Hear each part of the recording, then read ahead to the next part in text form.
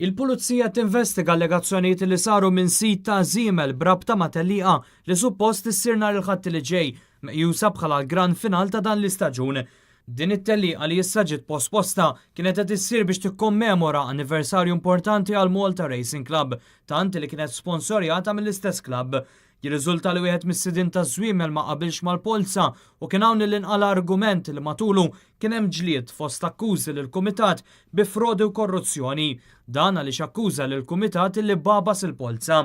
Kien hawn li ssejħed l-assistenza tal-Pulizija bil-kumitat li joffra ruħu għad-dispożizzjoni tal-uffiċjali biex isiru l-investigazzjonijiet meħtieġa filwaqt li nfetħet ukoll l-inkjesta maġisterjali.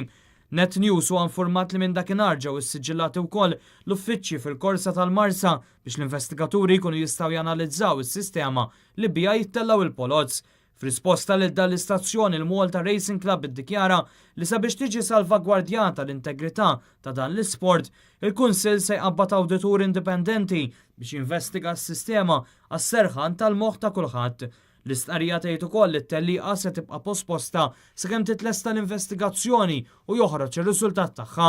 Dan l-istazzjoni prova jagħmel kuntatt ukoll mal-Pulizija li madankollu ma tawniex informazzjoni iżda talbuna nibatu l-mistoqsijiet permezz ta' email. Sissa għadna bla risposta.